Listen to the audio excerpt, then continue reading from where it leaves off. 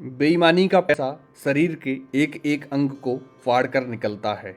एक सच्ची कहानी। रमेश चंद्र शर्मा, जो पंजाब के एक शहर में एक मेडिकल स्टोर चलाते हैं, उन्होंने अपने जीवन का एक पृष्ठ खोल कर सुनाया। रमेश जी बताते हैं कि मेरा मेडिकल स्टोर बहुत अच्छी तरह से चलता था और मेरी आर्थिक स्थिति भी बहुत अच्छी थी।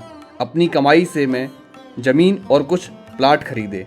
अपने मेडिकल स्टोर के साथ एक क्लिनिकल लेबोरेटरी भी खोल ली थी। लेकिन मैं यहाँ झूठ नहीं बोलूँगा, मैं एक बहुत ही लालची किस्म का आदमी था, क्योंकि मेडिकल फील्ड में दुगनी नहीं बल्कि कई गुना कमाई होती है।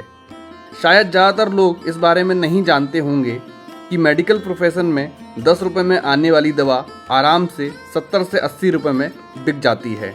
लेकिन अगर कोई मुझसे कभी 2 रुपये भी कम करने को कहता तो मैं ग्राहक को मना कर देता। वर्ष 2018 में गर्मी के दिनों में एक बूढ़ा व्यक्ति मेरे स्टोर में आया। उसने मुझसे डॉक्टर की पर्ची दी, मैंने दवा पढ़ी और उसे निकाल लिया।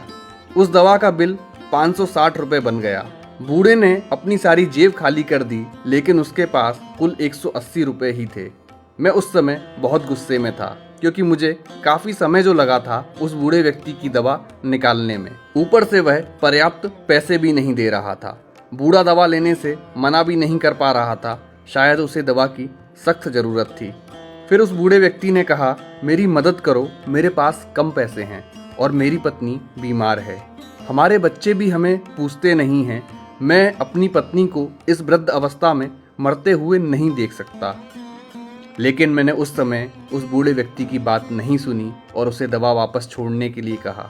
यहाँ पर मैं एक बात कहना चाहूँगा कि वास्तव में उस बूढ़े व्यक्ति की दवा की कुल राशि 120 रुपये ही बनती थी। अगर मैंने उससे 150 रुपये भी ले लिए होते तो भी मुझे 30 रुपये का मुनाफा ही होता।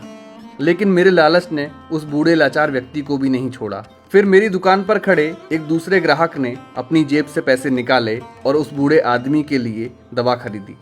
लेकिन इसका भी मुझ पर कोई असर नहीं हुआ। मैंने पैसे लिए और बूढ़े को दवाई दे दी। समय बीतता गया और वर्ष 2009 आ गया। मेरे इकलौते बेटे को ब्रेन ट्यूमर हो गया। पहले तो हमें पता नहीं चला, लेकिन जब पता चला तो बेटा मृत्यु की कगार पर था। पैसा बहता रहा और लड़के की बीमारी खराब होती गई। प्लॉट बिक गए, ज़मीन बिक गई और आखिरकार मेडिकल स्टोर भी बिक गया। लेकिन मेरे बेटे की तबीयत बिल्कुल नहीं सुधरी। उसका ऑपरेशन भी हुआ और जब पैसा ख़त्म हो गया तो आखिरकार डॉक्टरों ने मुझे अपने बेटे को घर ले जाने और उसकी सेवा करने के लिए कहा।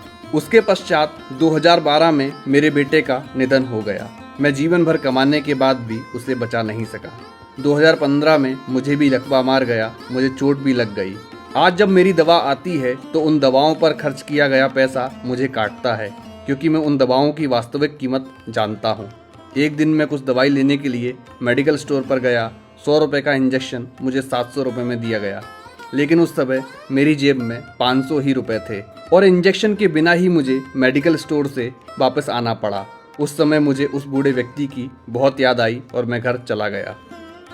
दोस्तों, ये कहानी हमें सिखाती है जीवन शतरंज के खेल की तरह है और यह खेल आपके साथ ईश्वर खेल रहे हैं। आपकी हर चाल के बाद अगली चाल ईश्वर चलता है। जैसी करनी वैसी भरनी, आज नहीं तो निश्चित कल।